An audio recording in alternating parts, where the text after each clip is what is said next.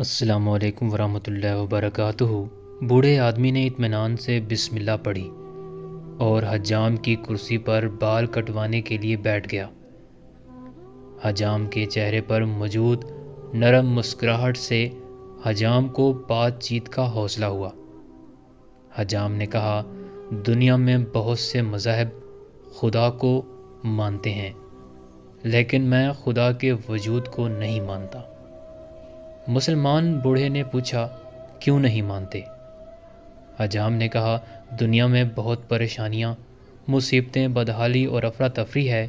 اگر خدا کا وجود ہوتا تو یہ سب مصیبتیں اور پریشانیاں بھی موجود نہ ہوتی۔ بوڑھے نے مسکراتے ہوئے کہا، میں بھی اس دنیا میں حجام کے وجود کو نہیں مانتا۔ حجام نے پریشان ہو کر پوچھا، کیا مطلب؟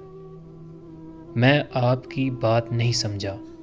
بوڑھے نے حجام کی دکان سے باہر گزرتے ایک گندے اور لمبے بالوں والے شخص کی طرف اشارہ کر کے کہا، کیا تم اس شخص کے لمبے اور گندے بال دیکھ رہے ہو؟ حجام نے کہا، جی ہاں، لیکن اس کا میری بات سے کیا تعلق؟ بوڑھے نے نرم لہجے میں کہا، اگر حجام ہوتے تو لمبے اور گندے بالوں والے لوگ بھی نہ ہوتے۔ حجام نے کہا، ہم موجود ہیں، لیکن ایسے لوگ ہمارے پاس نہیں آتے۔ بوڑھے نے مسکراتے ہوئے کہا، بالکل، خدا بھی موجود ہے، لیکن لوگ ہدایت کے لیے خدا کی طرف رجوع نہیں کرتے، اس لیے دنیا میں بہت سے مسائل اور پریشانیاں ہیں۔